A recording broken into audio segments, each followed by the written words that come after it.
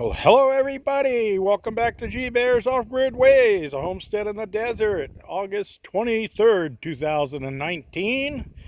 And yep, I did get the bars bent and put in place here, for at least for this one. And you notice that I moved the step away from the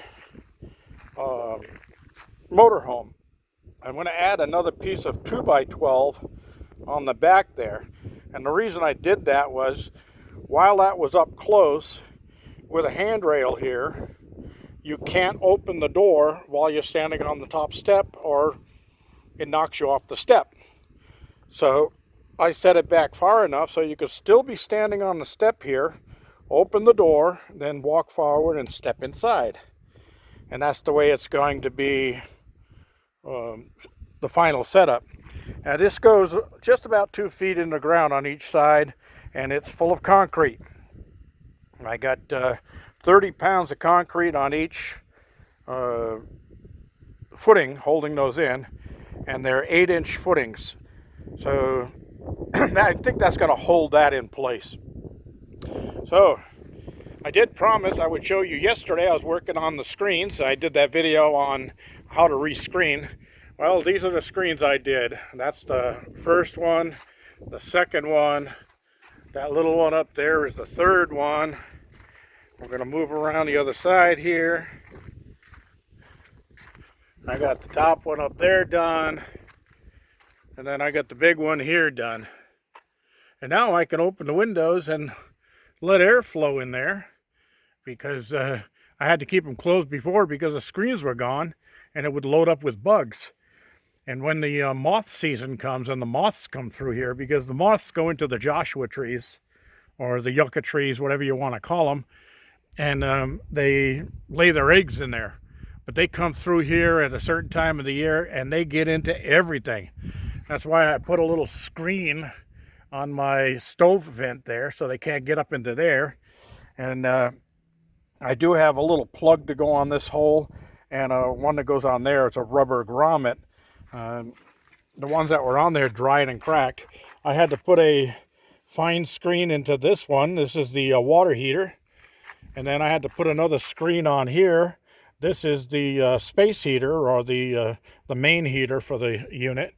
And then I've got some of the regular gray screen that I used for the window screens. I put a piece of that in here. Well, that's got to be 2 years ago now, and it's still holding up because it's out of the sun. It's inside of there. But the moths would go through these little slats, go into the cavity in there behind the refrigerator, and then they'd find a little hole and work their way through into the motorhome. Same thing here. They'd go in through the exhaust when the heater wasn't running. And same thing down here. You can see screens sticking out here. This is just the cord for plugging in for AC on this unit. They would go in through there. So I had to cover all of those holes. Even up there, the vent for the top of the refrigerator up there, I had to put some of this type of fine screen. I made a cover. I took that plastic cover off and I made a cover to go over the main opening up there. And then I put the plastic cover back on just to keep those moths out of here. So that's that part is done. Now I'm thinking, I put this nice step here for Andy, and I'm going to be doing 2 concrete pads that'll be permanent, where he can pull up on the pads and not have to worry about breaking the boards like he did on the last trip. And I think I'll put a small handrail on this side of the step so that he has something to grab onto when he steps out. And also he brings his little dog with him, and his little dog too. Anyway, he brings his little dog with him, and sometimes he looks for a place to be able to hook it up. So I think I'll put an eye bolt through the post at a low position, where he can just clip his leash, retractable leash on, so the dog can roam around, and the leash will retract when he comes back over by the step. Then you could put a little mat down so the dog doesn't have to lay on concrete, can lay on a little mat. And yeah, the reason he keeps the dog tied up on a leash is because certain times of the year the rattlesnakes are pretty active out here, and his dog loves chasing things like lizards, and then when they run down a hole he goes after them. Well, if he sees a rattlesnake, he doesn't know what it is, so he'll probably do the same thing, and that wouldn't turn out too well. So he's confined to a leash during rattlesnake season. Once the winter comes and all the snakes go into hibernation, there's no problem. He'll be able to run around here and chase lizards again. All right, that's one part of it. That's two parts of it. Let's move on up because we're going up on 6 minutes here already. Sun is setting. Beautiful sunset tonight. Cooled down quite a bit from what it was like yesterday, and it just feels great out here.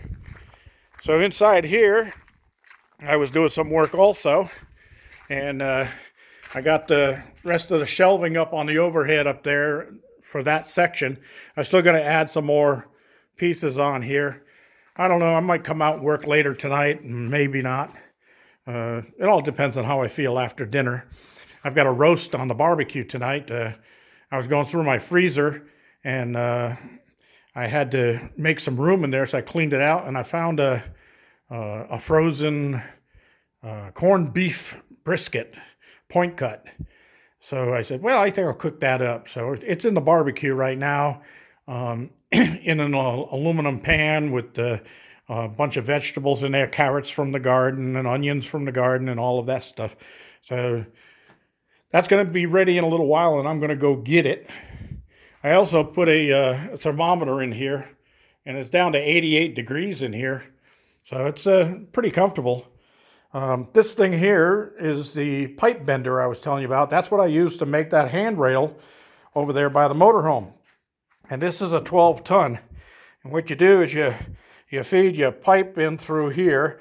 These pins can be pulled out and moved depending on how big of a tight of a bend you want to make.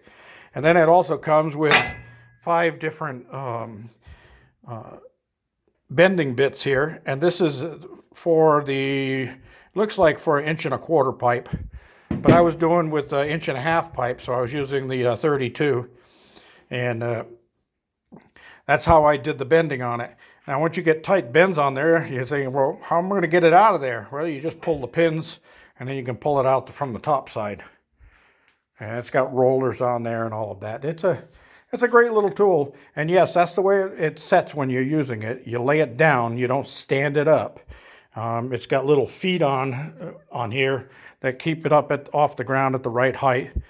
And you can slide your pipe through there, and that's it. I'll be doing another one of those soon because I'll be making that handrail for Andy's pad over there. And we'll probably show that on video as a how-to video.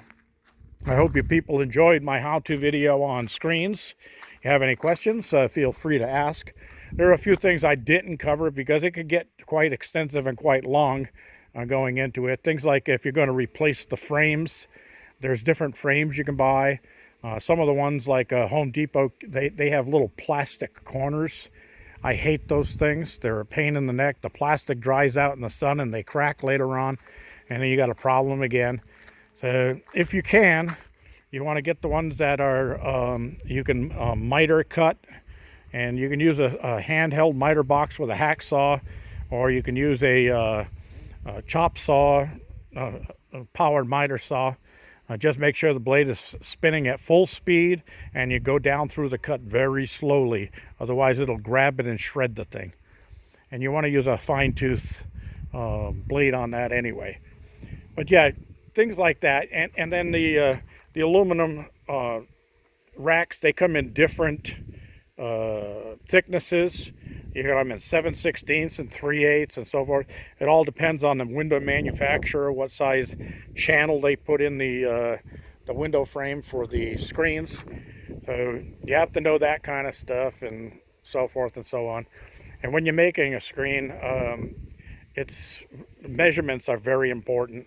If you don't have one that you can measure off of, and you're going to be doing a new one, you want to be able to leave a 1/16 of an inch on your widths and your heights lower than what the measurement is. Otherwise, you are going to fight that screen forever to try to get it into place. All right, that's about it on the screens and motorhomes. I still got to get that thing washed down, but I got to also go inside and vacuum and clean everything. It's been sitting for, well, since Andy got his motorhome. He doesn't stay in that one anymore. So I got to do that one and this one. And I tried running the water. I plugged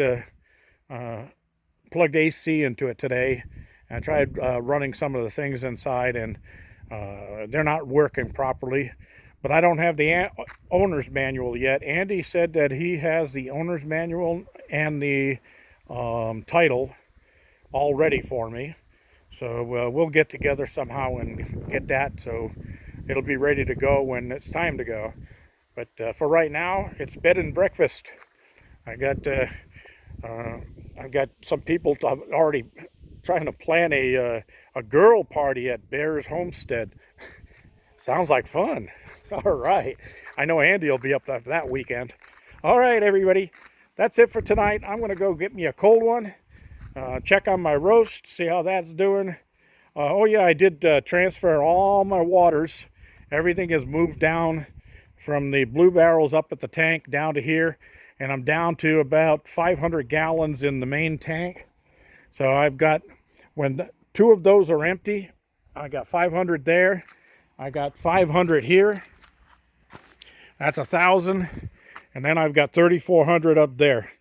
So it's going to be time to call real quick for a refill, because the truck comes with 3,700 gallons. And he will leave every drop of it here this trip. So he'll be driving away as empty and as light as can be. All right, everybody. G-Bear reminding you, give me a thumbs up down there. And if you have any do-it-yourself